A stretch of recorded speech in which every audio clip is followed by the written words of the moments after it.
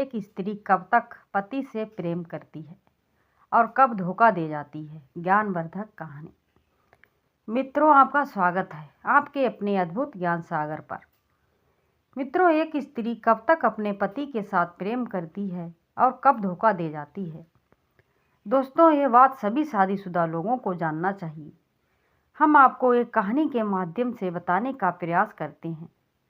दोस्तों, इस कहानी को ध्यानपूर्वक सुनना ताकि आपको अच्छे से समझ आ जाए। दोस्तों, भरतपुर में अमर सिंह नाम का एक राजा रहता था। उसकी एक अत्यंत सुंदर पुत्री थी जिसका नाम राजलक्ष्मी था। वह जब विवाह योग्य हो गई तो उसके पिता ने उसके लिए अच्छे वर की तलाश शुरू कर दी। किंतु राजलक्ष्मी ने अपने पिता से कहकर अपने लिए वर प्राप्त करने के लिए एक शर्त रख दी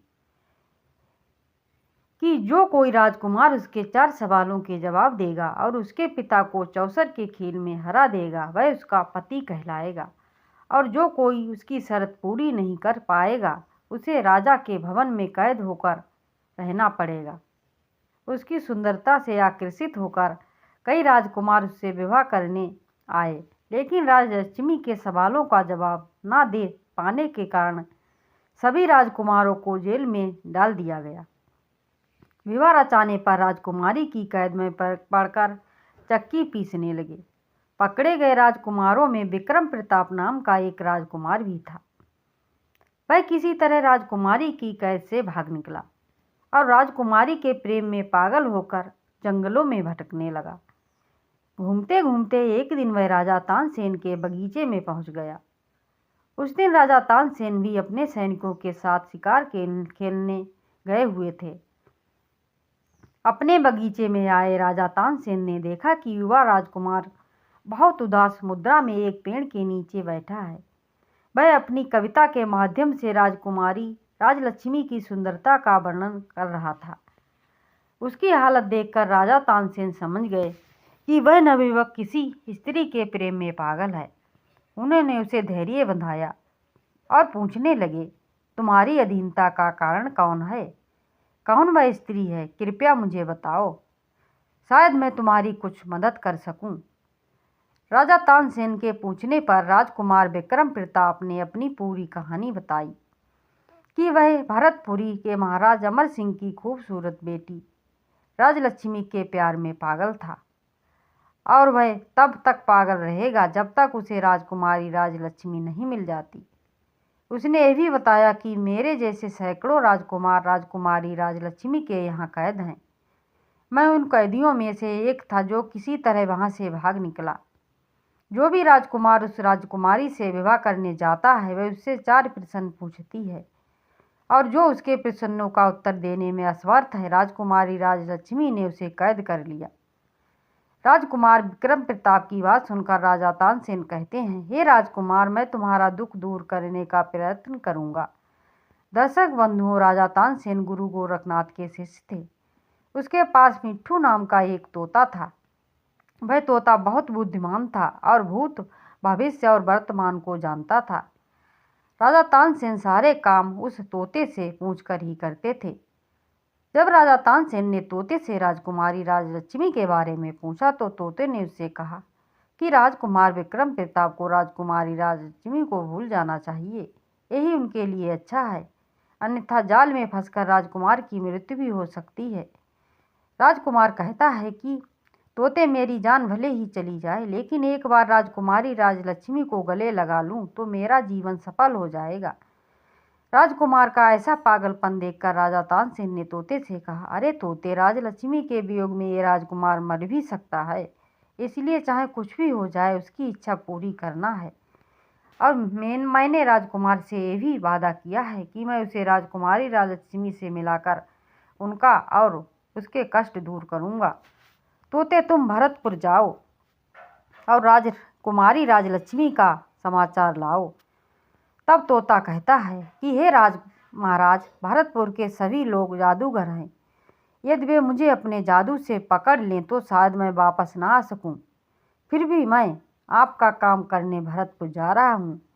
मेरे पंखों में मोती लगा दो ताकि राजकुमारी का ध्यान आकर्षित कर सकूं। इस प्रकार तोते के अनुरोध पर राजा तानसेन ने दोनों पंखों में कीमती मोती लगा दिए और उसे भरतपुरी भेज दिया।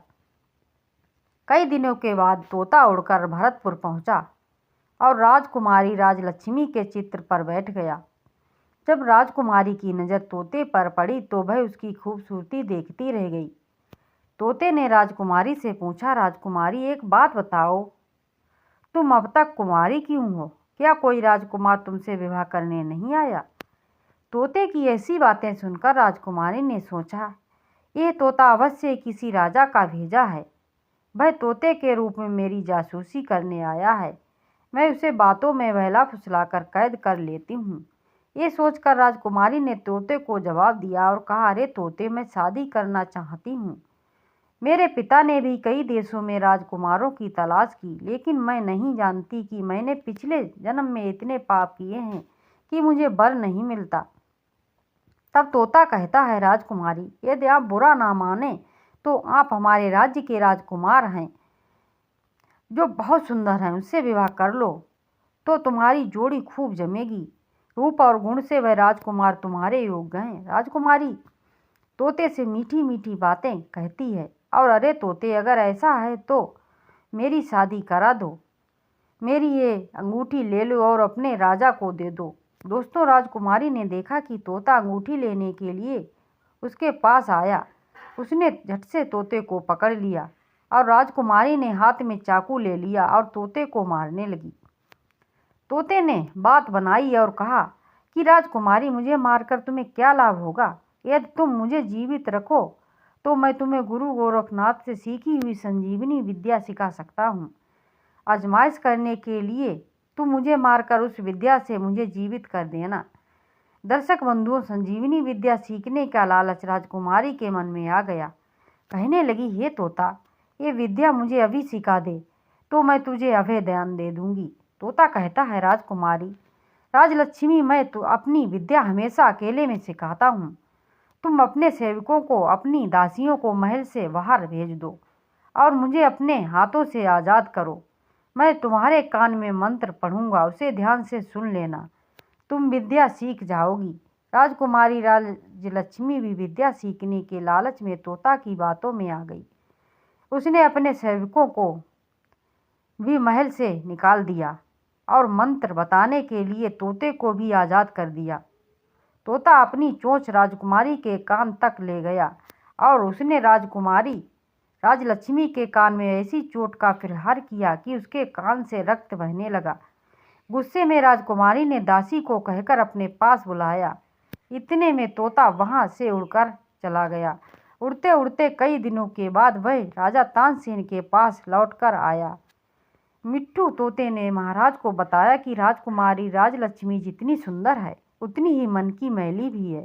किसी तरह मैं उससे अपनी जान बचाने में कामयाब रहा। राजा तानसेन ने सोचा, चाहे कुछ भी हो, मैंने राजकुमार विक्रम प्रताप को वचन दिया है, मैं इसे पूरा करूंगा। चाहे इसे पाकर वह खुश हो या दुखी, इससे मुझे कोई मतलब नहीं है। इतना कहकर राजा तानसेन राजकुमारी राजलक्ष्मी के यहाँ चले गए। कुछ दिनों के बाद जब वह भरतपुरी पहुँचे तो उसने राजकुमारी से प्रश्न पूछने को कहा। राजकुमारी ने राजा तानसेन को अपनी शर्त बताई कि यदि उसने प्रश्नों का उत्तर नहीं दिया तो मैं उसे पकड़कर अपने स्थान पर कारागार में डाल दूंगी। क्या आपको ये शर्त स्वीकार है? राजा तानसेन ने कहा, हाँ, मैं आपकी शर्त सुनकर ही आया हूँ, मुझे आपकी शर्त स्वीकार है। फिर राजकुमारी राजा तानसेन से 4 प्रश्न पूछती है। राजकुमारी का पहला प्रश्न था कि कौन तपस्वी तप करे, कौन ने उठकर नहाए, कौन उगले सब रतन, कौन सब रस को खाए। इसके जवाब में राजा तानसेन इसका उत्तर देते हैं, उन्होंने गुरु गोरखनाथ का ध्यान किया और राजकुमारी राजलक्ष्मी के सवाल का जवाब इस ढंग से दिया। सूर्य तपस्वी तप करे, ब्रह्मा ने उठ नहाए, इंद्र उगले सब रतन, धरती सब रस खाए। राजकुमारी राजलक्ष्मी के चारों सवालों के जवाब राजा तानसेन ने दे दिए। राजकुमारी बहुत प्रसन्न हुई। शर्त के अनुसार राजकुमारी राजा तानसेन से विवाह करने के लिए राजी हो गई। राजा अमर सिंह राजकुमारी राजलक्ष्मी का विवाह करने के लिए तैयार हो गए। तब राजा तानसेन कहते हैं, ये राजकुमारी, मैंने तुम्हारी शर्त अपने लिए पूरी नहीं की।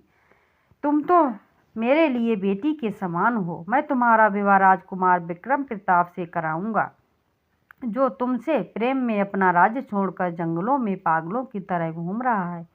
मैंने उससे वादा किया है। दोस्तों, इस तरह राजा तानसेन ने राजकुमार विक्रम प्रताप का विवाह राजकुमारी राजलक्ष्मी से कर पाया और राजा तानसेन अपने नगर लौट गए। लेकिन राजकुमार विक्रम प्रताप अपनी रानी राजलक्ष्मी के साथ वहीं रहने लगे। वह काफ़ी समय तक अपनी ससुराल में रहा और एक दिन अपने ससुर से विदा होकर जहाज पर सवार होकर अपने नगर को लौट रहा था। रास्ते में भयंकर तूफान में जहाज पलट गया। राजकुमार विक्रम प्रताप तख्ते पर उछलते हुए किनारे पर पहुंचे। दूसरी ओर उनकी पत्नी राजलक्ष्मी भी उनसे अलग हो गई और मंदनों के शहर में चली गई।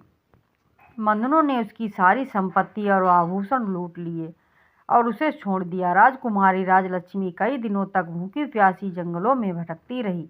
उसी जंगल में वरुण नाम का एक राजकुमार शिकार करने आया था। वह राजकुमारी राजलक्ष्मी को देखकर उस पर मोहित हो गया। राजकुमारी राजलक्ष्मी भी उसकी सुंदरता पर मोहित हो गई। दोस्तों, उसने अपनी पति के बारे में भी नहीं सोचा। वह राजकुमार वरुण के साथ उसके महल में रहने लगी। उधर राजकुमार विक्रम प्रताप अपनी पत्नी को खोजते हुए कई दिनों के बाद राजकुमार वरुण के नगर में पहुंचा। वहां एक कुएं पर कुछ पनिहारिन स्त्रियां पानी भर रही थीं और मुख से कुछ कह रही थीं। वह कह रही थी कि राजकुमार वरुण समुद्र के किनारे से किसी सुंदर राजकुमारी को लाया है, जो अपने बगीचे में बने महल में रखता है। इस प्रकार दर्शकों, पता लगाता हुआ विक्रम प्रताप वरुण के बगीचे में पहुंच गया, जहां उसकी मुलाकात उसकी पत्नी राजलक्ष्मी से हुई। उसने तो सोचा था कि इतने दिनों के बाद मिले हैं, देखेगी तो लिपट कर रोने लगेगी, पर उसने तो उसे देखते ही मुंह फेर लिया। विक्रम प्रताप को पहचानने से इनकार कर दिया और कहा कि वह यहाँ से चला जाए, वरना उसका पति आ गया तो वह उसे जीवित नहीं छोड़ेगा। अपनी प्राण प्यारी के मुख से ऐसे शब्द सुनकर राजकुमार विक्रम प्रताप सन्न रह गए। सोचने लगे कि जिसके लिए वह पागलों की तरह भूखा प्यासा इधर उधर भटकता रहा, बहुत दुख झेले, किसी और पुरुष के फंदे में पड़कर उसे भूल चुकी है। किसी ने सच कहा है इसलिए कि दुष्ट स्त्रियां जैसे कि समुद्र नदी से नहीं अघाता, उसी प्रकार दुष्ट स्त्रियां पुरुषों से नहीं अघाती। दूसरी बात, ऐसी स्त्रियों के बारे में कहा गया है कि जैसे राजा उसी व्यक्ति से प्रेम करता है जो उसके करीब होता है, भले ही वह व्यक्ति मूर्ख ही क्यों ना हो, बुरे परिवार से हो या असभ्य हो। जैसे लताएं अपने निकट रहने वाली वस्तु से लिपटी रहती हैं, उसी तरह महिलाएं जिसके संपर्क में आती हैं उसी को अपना प्यार दे देती हैं, भले ही वह बदसूरत हो या बुरे परिवार से हो। तीसरी बात, दुष्ट स्त्रियों के विषय में कहा गया है कि अगर एकांत में अचानक कोई व्यक्ति चाहने वाला भी मिल जाए तो ऐसी स्त्रियां उसे सहज से स्वीकार कर लेती हैं, परंतु कष्ट सहकर प्राप्त होने वाला अपने रूपवान पति को स्वीकार नहीं करती। चौथी बात, चरित्रहीन स्त्रियों की एक और खास बात होती है। अगर कोई पुरुष उन पर अत्यधिक आसक्त होता है तो वह उसके लिए प्राण त्यागने के लिए तत्पर रहती हैं, परंतु वे उसके साथ उसी तरह खेलते हैं जैसे बच्चे पंखहीन पक्षियों के साथ खेलते हैं। वे उसे ठीक से भाव नहीं देते। पांचवी बात, ऐसी स्त्रियां तभी तक पुरुषों का प्रिय कार्य करती हैं जब तक उन्हें पता नहीं चलता कि ये मुझे दिल जान से चाहते हैं।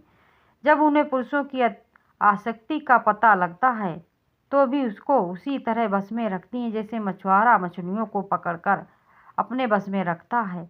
दोस्तों, इस प्रकार राजकुमार विक्रम प्रताप राजलक्ष्मी का मोह त्याग कर चुपचाप वहां से लौट कर चला गया। दर्शक बंधुओं, आपको वीडियो कैसी लगी अपनी राय कमेंट में ज़रूर दीजिएगा, और अगर आपको ये वीडियो पसंद आई हो तो आप हमारे वीडियो को एक लाइक अवश्य करिएगा और हमारे चैनल अद्भुत ज्ञान सागर को सब्सक्राइब कर लीजिएगा।